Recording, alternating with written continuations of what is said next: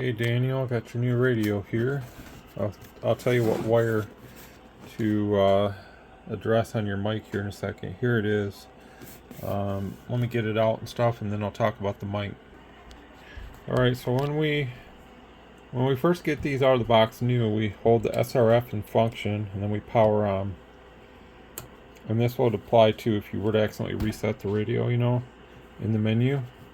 So you have one band, but you tell it 2 band. And you hold function, it says reset. It'll say reset end here in a second. And now we just power off, power back on. And now we have the default settings here. It goes up to 28305 and all the way down to 25615. But I'm going to run my PC software for it, the program that I have. Obviously you don't have to keep it the way that is, but if you like it, I would save the data file to your desktop. That's where I usually save them all for all the radios that I set up for customers and stuff. I have a data file saved for every radio. Every once in a while I change stuff and I just resave it, update it. Yeah, let me grab a mic and I'll show you. Okay, this is an older one, but it's the same mic. They're now surface mount components instead of through hole solder, so smaller components and stuff. So basically we see this, let me get this pointing thing, the little blue wire here, that's your RX wire. So just desolder that or cut it if you never plan on reusing it. Take the battery out. There's a little screw here. This whole plate comes off, and if you desolder that, maybe just put, if you don't have heat shrink, get some little bit of black electrical tape, just something to stop it from ever conducting on anything, which it shouldn't. This is all plastic, but better safe than sorry. And then just tuck it up under here, put the screw in, and the plate back down, and you'll be all set. That's all I do, is just desolder them, heat shrink them, put them under there. That way you don't have to change your mic plug if you ever want to use the radio. This is a 6-pin, but it's the same wiring internally here. One of these is TX, one of those audio. I can't remember, but I can tell you. So I have the diagram here, so for anyone that wants to know. P6 plug. So this is the red. The red is the mod, and the white is transmit. The blue is receive. So that's basically all it is. 3 wires is all you need for most of these radios, and some obviously ground as well, bare as they call it, but that will be here. It's black for a little ways until it goes into the mic cord, then it becomes bare. So as it comes out this side, so I'm assuming that's the ground there. And they kind of beef it up a little bit and add a wire, that way it's not bare wire coming through where it can conduct on something. It's insulated. So you only really need this one, and this one. You need audio, TX, and ground. And that's it. You don't need RX wire for most of these 10-meter radios and stuff. The only ones you need it for is Cobras and Unidens and stuff like that. Otherwise you won't get the sound out of the speaker. Some Unidens you don't need it. Maybe some Cobras too, but my Pro 810E base and my 640E, they don't need it, which is kind of crazy because it's an older Uniden. But anyhow, that's all you got to do is just take the blue off and you'll be all set. I'm going to give you a short screw. Hang on a second. This little screw here is the screw that's in the mic. If you guys place orders with me on these, even if you're not buying one of these, because if you buy one from me, you're going to get the short screw now, because that's how they come. But before, they had a longer screw, and what would happen was, the screw rests in here to tighten the back on. The longer screw could actually make contact with the PCB. This is the old PCB, but the new PCB is SMD, and it could still make contact. So if you place another order, just let me know if you have one of these mics. Doesn't matter if it's the P4, the P6. I actually have some Echo ones too. I haven't had a chance to even put on the website or anything. They come in P6. They'd be good for like presidents and stuff, like some of the CBs that are 6-pin. But I mean, I could rewire them if that's something somebody wants. But what I'm trying to say here is, anyways, if you ordered one of these mics from me in the past, let's say before 6 months ago, it's a pretty good chance that you got the longer screw. So if you place another order, just let me know and I'll put a short screw in the box with whatever you get. I'm going to put yours in the little compartment with the stock mic and all that. That way it's in there. I guess if you have a short screw already, I don't know when you got the mic from me, but you're asking about the mic, so I'm assuming that you got one from me at some point. Okay, so we're going to do the PC stuff right now. So yeah, anybody that's got a NM532 and you have the longer screw, if you want one and you're willing to pay the shipping, which shouldn't be that much, $4, maybe $5 at the most, I'll send you one too with no charge for the part. But if you place an order, you know, on something, I can just throw it in the box. So either way is fine. Or some guys have filed them down themselves, which is also something you can do. So here's the setup. You know, it's the same thing I always do on these. I'm gonna go up to it remembers where you were on the last band too. Well, maybe it doesn't. No, it doesn't. I thought it did. But let me go up here. I got you all the way up to 505 or so. So it pretty much covers everything. If you want the UK40 frequencies, you're just going to have to, and I don't really want to do it because I'm trying to save time, but you have to do this. Oh, get it over there. You'd have to go like this and then key up and do that because it'll still default back on transmit to the 0. Do that for the first 40. And because the radio won't take it, it's programmed in, but it won't take that 5 there for some reason in the PC program. And I'm going to ask them next time I talk to them if they can talk to the factory and possibly redo the software, if they will, to allow that UK FM to just be programmed right in. And maybe they can modify the software. They've done it on other radios where they can actually add a feature in the software to just take one of the bands and have it the UK FM. It's not really important for us in America, but you know, when the skip starts coming in from over there, which it has in the past, and we're hoping that it does again, it's fun to listen to, and you could actually talk to those guys, bearing that, you know, your antenna may not be as good up there, but you know, as long as it's under a 2-to-1, I think it's okay. So anyways, we're going to set it up now. Okay, FM power high, box says 40, so that's what I'm setting it to. It was at like 38. FM power low, the box says 1, it's at 2.4, so.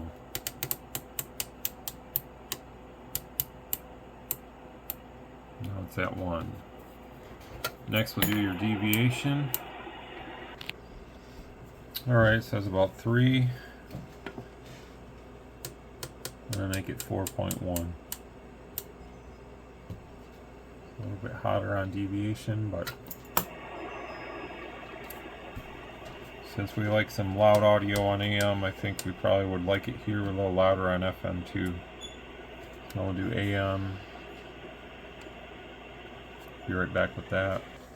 And first I got to do the power. So this is AM high. I'll set you down to 8. Sorry about all the noise. This is a functioning household, so the radio stuff is only part of it. And low is going to be 1.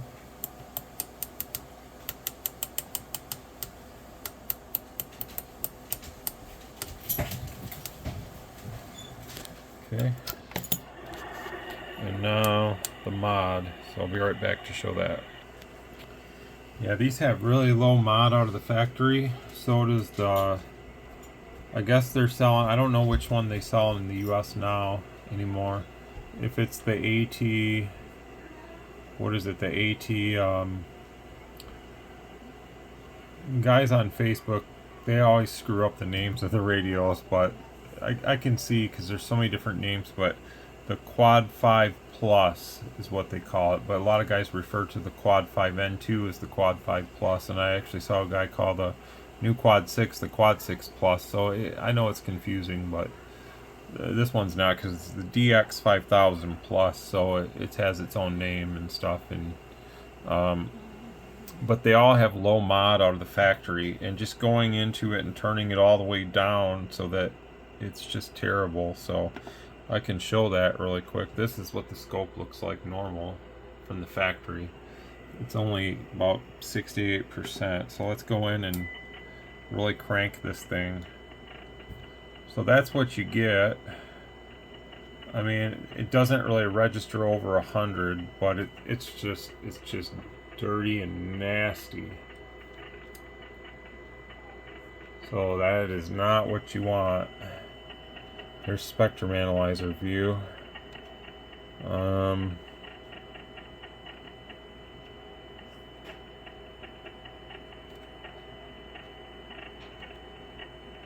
Yeah, if we get our reference level up a little more. A lot of this stuff is very close to the 0 line, but it's just downright disgusting. And this is with a tone, so that's why you don't want to do that stuff. It's definitely a no-no. And it just sounds horrible. So definitely don't do that.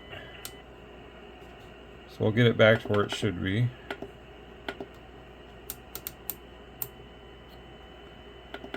You want to sound good and smooth, and people will enjoy listening to your radio, and not just throw out everything you got. So let's see. I don't really have this set to scale too well, but it's close enough. That's where that AMC kind of kicked up and ramped down. That first initial burst of that tone really cranked it up. So it's looking good, though. That's the low modulation. So I'll do the high.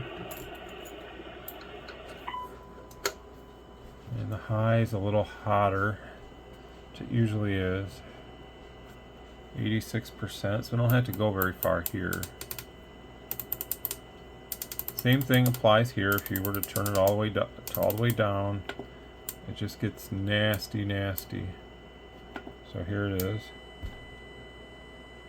It's just a horrible situation there. It looks probably even worse now. Oh yeah, see, that is the bleed over effect that you're going to cause right there. These are positive power numbers, and they're right into the adjacent. So yeah, you're definitely causing some issues with that. And that's why I don't do that and don't believe in that crap. And it's just a way to, I guess, say, look what I can do. Look at your radio, how much power it's doing and all that stuff. But it's just a waste of time. Oh, and that leads me into something. I forgot all about that. So we're going to get done with this alignment here, and then I'll show something else. Because I do have a little surprise here for everybody to show. But I want to finish this, so let's get out of this. Let me set this up for sideband. I'll be right back. They were doing the TOI for sideband, so it's pretty good. Better than the big brother to these, the one I mentioned, the one that everybody calls the 555. They call that one the Plus when it's not. It's the N2, but this one's much cleaner than an N2. It's because it's running one less MOSFET, which I believe helps definitely clean up the signal.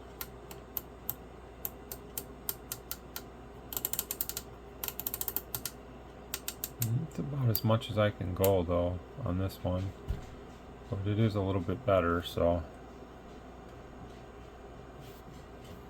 And there it is up there. Looks really good.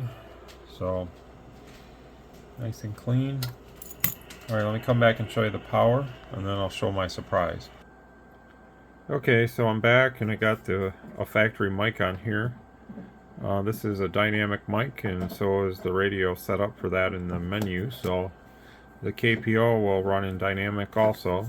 So you should be all set if you just remove that blue wire. So we'll be We good. We got the echo on a little bit. We got a Roger beep going. Should be able to hear ourselves maybe through here. I don't know. It's on and it's got the squelch up. So check. 1 2 1 2 check check. There's our beep. I'm gonna turn that down now. 1 2 3 1 2 3. So here's our peak power from about an 8-watt dead key. So it's pretty good. SSB lower side. 1 2 3 1 2 3 check check. 1 2 1 2. Still about 40 watts. Let's go see if we can't quickly listen. I don't know how this is going to turn out, but we'll see. Check 1 2. I don't know. Check 1 2 1 2 1 2 check check. Hello. Kind of has that that watery sound like that because of the SDR radio. They don't sound very good on another monitor radio close up. 1 2 1 2 1 2 check check 1 2. So believe me, it will sound good over the air, but for some reason when you're trying to listen to your radio through a monitor radio, these kind, they never sound good. And I think a lot of you guys have experienced that as well. It's like an echoey effect and stuff. It just, I don't know, it's weird, but it's doing good power and everything. And I got your SWR shown on the display. You're probably not going to see this SRF go up a lot. I mean, it is a little bit, but you know, that's only one tail of what we're doing. You can see on the power meter we're doing just fine. So it because I lowered down the power threshold a little bit for the TOI, that's why that doesn't hit maximum all the time, but you know the radio's still doing the right power. So that's about it. There's nothing going on the air, so I can't really show you anything on an antenna because it's absolutely dead, but I will do the receiver check and then I'll bring my surprise in and we'll take a look. Okay, this is the sideband sensitivity right here. It's minus 128 on the lower side and 12 dB, so right on the money. Alright, this is Aeon. So I was wondering why it was testing so much higher than normal. I was doing something the other day with this with 100% mod. So that would be 100% mod, kind of your sensitivity, which most people would be at over 100% probably. Whoops, not external, internal. Does it go any higher? No, it doesn't allow you to go over that. So at 121, we got 12 dB, but if we lower that down to 30%, it's going to cut it back. It's going to cut it back, so we need to come backwards a little bit. So at 30%, we're at like 113 point something. 113.3. So right there. So it's all good. It's working just like they all do. Really nice. Let me go get my surprise and I'll be right back to show you. It's not a real exciting surprise, but it's something new I'm going to add here because some people, I guess, they just want to use these type of things. So I'm going to start incorporating this into some of my demos because you need to realize there's differences in what I'm going to show. And you'll see that very simply by demonstration. So just a second, let me go grab that box. Alright, I take that back. I'll go get my surprise in a minute. Here's the radio. There's no antenna hooked up to this. And this is on a dummy load. Actually, no, it's not. So we're going to do a quick transmission. But we can hear this. Check 1 2, check 1 2. Hello, check check 1 2. So on this radio, the clarifier doesn't necessarily have to be at 12 because we go off of this. It's like a VFO is what this is. So if that bothers somebody, you can always just do this. And there you go. Now it's at 12. But watch, it's not going to change how I sound because we're still at 0 0. And that's where it counts. Check 1 2, check check. I mean, I'm getting too close with this dynamic mic to the speaker. I'm running this with this. This isn't the surprise though. I'm running one of these and then I'm running this. So it's something different. I don't know. I get bored with stuff. I switch stuff out. My buddy said this sounded fantastic on AM, even though it's like low power and stuff, but the audio sounded really good. So, but I'll go get my surprise now. Alright, so here's my surprise. Brand new in the box. So this is what we're going to hook up. And we're going to see what type of power a properly aligned radio does on a Dozy. And we're also going to bust the myth that these modulation meters read true modulation. So let me hook this up and we'll be right back. Alright, well the unit was made in May 7th of 2024, so it's fairly new. I mean, they look good. I've always loved how they look, but that's kind of where it ends for me. One thing, this isn't a bash video at all on Dozy or anything. It's just more for informational purposes. I mean, they got my money, so they don't give you any specifications, and I don't really like that. Where's the accuracy, Dozy? Where's the plus or minus so many percent? You don't tell us anything. There's no information here. So when you get one of these meters, which by the way is a real true peak reading power meter, there is a full specification in all of these KPO meters that are on my website. They all have specifications, which are what they are. You have to specify things. This gives you nothing. It gives you meter scale reading. That's it. Okay, so we got our Dozy hooked up. I remember back in the day, they used to have a silver, like a silver strand. They were way more fancy looking back then. And again, I'm not trying to bash Dozy or anything, but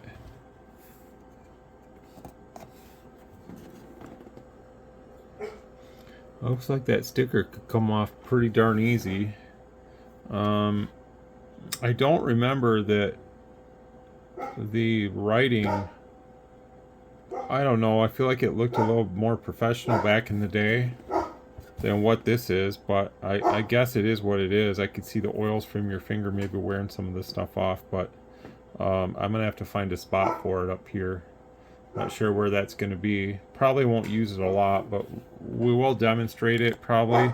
And then I'll start listing on my site, like, what are the Dozy watts, because people need to know that, I guess. But anyways, it's in peak, so 2,000 watts, that doesn't matter. We won't come anywhere near that, but so I think we all know how to read a Dozy, so I don't have to go over that. I'm in the 200 watt scale. We'll go to the 20 watt scale first. We'll key up. I got my LP still hooked up, so we're going through the Dozy first, then going up and around to the LP 100, which goes into the dummy load. So we're showing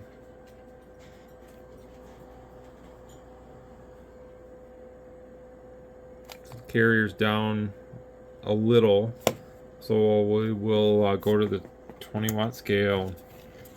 And we'll talk into the mic. Hello, hello. 1, 2, hello. 1, 2, 1, 2, 3. So Dozy peak watts are showing 20 to 25 maybe. Hello, hello, hello. 1, 2. Okay. So real peak watts. 1, 2, 3, 1, 2, 3, 48. So there's no comparison here. I mean, basically, you need to look at this like, okay, whatever I'm seeing here, I need to almost multiply by 2, which tells you that there's no peak reading whatsoever here. Whatever it's doing, it's far from any way of real accuracy. So there's your AM. Let's switch this to SSB. I don't know if that's going to make any difference or not, but we will. So this is SSB. 1, 2, 3. Wow, this is really bad here. Hello, 10 watts, seriously? So we can go to the 20 watt scale now. Hello, not even. Hello, 1, 2, 3, 1, 2, 3. Hello, real peak watts over here. 1, 2, 3, 1, 2, 3. So the moral of the story is you get what you pay for with these things. Yes, they look good, but that's kind of where it ends. You know, and it's not a bash or anything, because I bought this with the business's money and it's used for demonstration, so it's a business expense. But hello, hello. It's weird because on the 200 watt scale it shows 10. Hello, and then on the 20 it only shows like 5 or 6. Hello.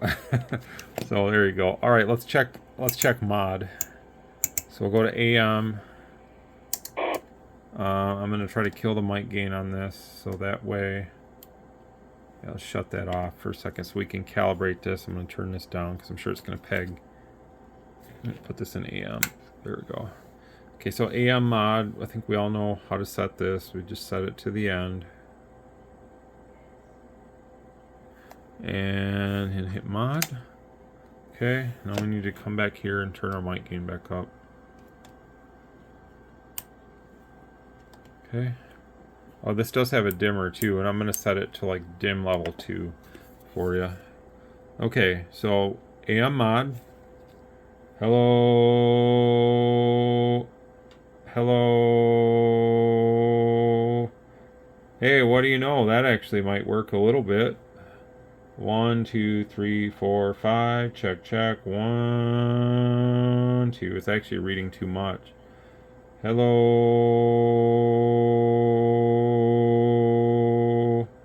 It's very like inconsistent, but it's actually the best thing I've tested on this so far. 1, 2, 3, 1, 2, 3. It's not very accurate though.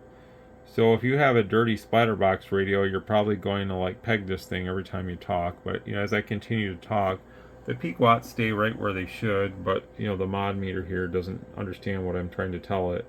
So that's why you need an oscilloscope. You need a proper way to read modulation, and this just still doesn't have really a good capability. So again, you get what you pay for. You can't replace test equipment with something like this. The last test we'll do is SWR, because I'm just curious to see what that's going to show. This is on FM, so it's like 40 watts. SWR set. SWR. Yeah, that's nowhere near accurate either. So the radio says 1.0. The LP100 says 1.02. Well, here's the radio's frequency. Let's go over here to another mode that this has that makes it worth its weight in gold. It has a antenna analyzer option for impedance and all that good stuff too. We're sitting at 50.5 ohms. So that's awesome. This bird dummy load works outstanding. So yeah, sorry, but that's not cutting it for me. 1.3 on this? No way. That's what I'm using. So it goes directly in from the bird, or from the LP100 coupler. This port here is a sampler that goes right into the spectrum analyzer right here. So that's what it is. So that was my surprise. It's not very exciting. It's actually kind of depressing, but this stuff needs to be shown because there's so many guys that are running stuff like this. And I think that, you know, when you have a radio that's specified to do a certain amount of power and you see that power on something like this, that's a red flag that something's wrong. The radio's over cranked because this is supposed to have a factory calibration. I mean, I would assume that, you know, they do what they do to it. And if you've bought a new one like I've done, then you shouldn't really ever have a reason to go in it. And I still wouldn't go in this. And somebody might say, well, you should recalibrate it. Well, no, because number one, there's no information. And the device isn't designed to read true peak anyway. So there's no way to make it read like what this would read, or the other one I showed you, or a monitor sensors, or a handful of other ones that I've discussed on this channel. So a bird with a peak kit, or coaxial dynamic with a peak kit. I mean, the list goes on and on. But again, this will be here for a reference now for those that want to see the Dozy power. So that way when you get your brand new shiny radio on your radio setup, and this is what you're using, you're not disappointed, because you can already be disappointed by seeing this and seeing it here. And maybe this will be a little bit of an encouragement to go out and buy a better meter, because I think we all deserve a little more accuracy and a little higher quality than what this gives us. Now again, this looks great. I'm not knocking it. I like it. I like how it looks. I feel like this has gotten cheaper looking, all the graphics. But I mean, It's nostalgic. It is what it is. I got the cheapest one I could that was the test center. That one I used to use when I was young, it had the antenna switch on it, and it had the light built into it, and I think it had a headphone jack. It was the deluxe version. But I swear back then, the graphics and everything just looked way better, and it had that metal strip on the bottom and stuff. But anyways, that's going to end the video here. So I hope you enjoy your new radio, and you got to see the difference between Dozy watts and real peak watts. So 73, and have a good weekend. We'll try to get this sent off to you today.